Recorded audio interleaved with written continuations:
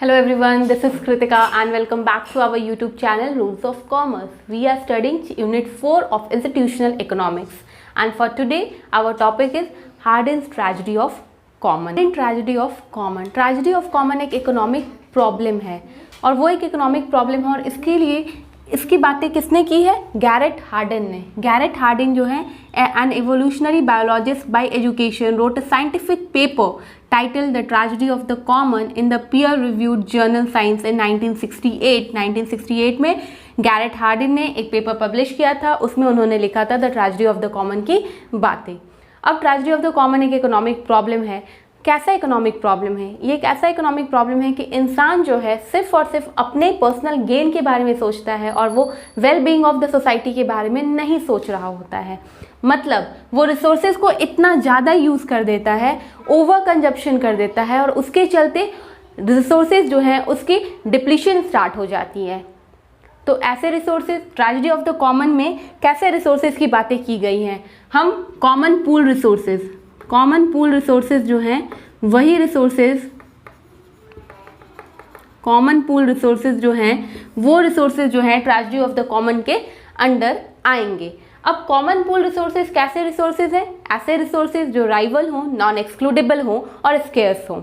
मतलब क्वांटिटी में तो कम है ही, साथ साथ उन्हें किसी एक इंसान ही यूज़ कर सकता है, एक इंसान ही उसे पोजेस करता है और नॉन एक्सक्लूडेबल है, मतलब it is available to all citizens. अब ऐसे अगर सारे कैरेक्टरिस्टिक्स होंगे तो वो रिसोर्सेज को हम लोग बोलेंगे कॉमन पूल रिसोर्सेज. तो मैं बस इतना बताना चाह रही हूँ कि ट्रेजेडी ऑफ कॉमन होता क्या है. ट्रेजेडी ऑफ कॉमन एक इकोनॉमिक प्रॉब्लम है जिसमें इंसान जो है रिसोर्सेज को ओवर कंजप्शन कर देता है और उसके चलते रिसोर्सेज का डिप्लीशन स्टार्ट हो जाता है.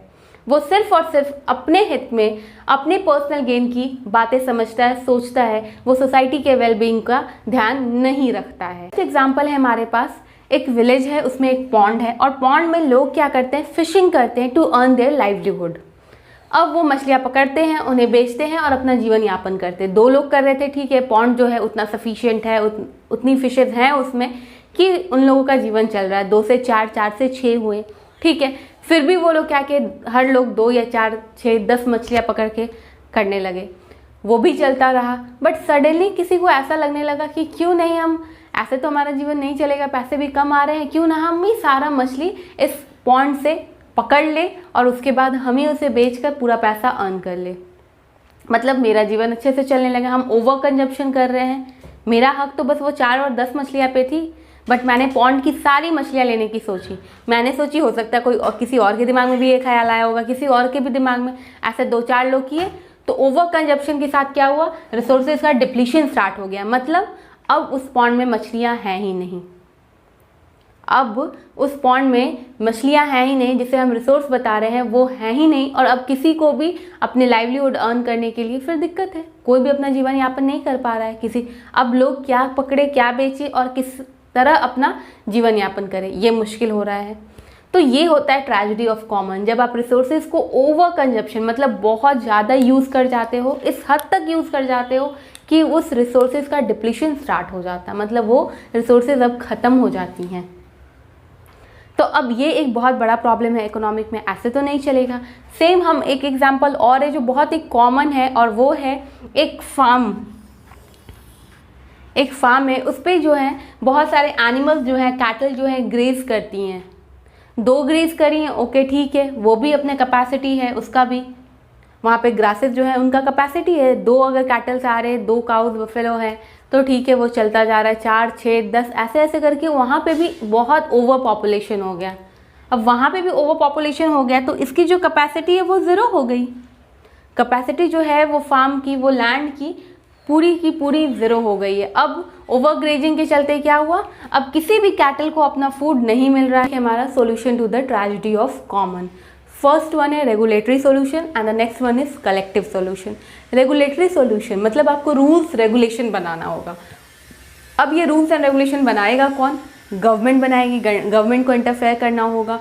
वो कंजर्वेशन पे ध्यान दे, रिन्यूअल ऑफ द रिसोर्सेज पे ध्यान दे, लीगली कुछ लोगों को बैन कर दे कि सारे लोग इस लैंड पे नहीं आ सकते हैं. हमारा कलेक्टिव सोल्यूशन. अब कलेक्टिव सोल्यूशन क्या हो सकता है? Limiting use of local farmers का जो हम यूज़ है उसको कुछ लिमिट कर दें, सो दैट यहाँ पे जो कैटल है उनका ग्रेजिंग जो है वो थोड़ा कम हो जाए, ओवर ग्रेजिंग से हम बच सके, सीजनल ग्रेजिंग हो सके, क्रॉप रोटेशन हो जाए। अगर क्रॉप रोटेशन होगा तो सॉइल को भी क्या होगा, रिपेयर होने के लिए एक टाइम मिलता है, क्योंकि ओवरग्रेजिंग की वजह से क्या हो रहा था, यहाँ पे जो ग्रासेस थे, वो जो लैंड था वो पूरी तरह से खराब हो रहा था। तो इसीलिए अब हमें क्या करना होगा, कलेक्टिव सोल्यूशन करना होगा। रेगुलेटरी सोल्यूशन में एक और बात आ सकती है कि हम गवर्नमेंट जो है कॉमन पूल रिसोर्सेज को प्राइवेट प्रॉपर्टी जैसा असाइन करें, क्योंकि जब आपका सामान खुद का होगा तो आप उसको बहुत अच्छे से प्रोटेक्ट करेंगे और उसका अच्छे से ख्याल रखते हो। ये नॉर्मल साइकोलॉजी है इंसान की कि खुद का सामान रहेगा तो वो शायद ज़्यादा उस पर ध्यान देता है। तो these are the solution to the tragedy of common. I hope आपको समझ आया होगा। That's all for today. Bye bye बच्चों, keep learning, keep rehearsing and don't forget to like, share and subscribe and do hit the bell notification icon to get the latest updates.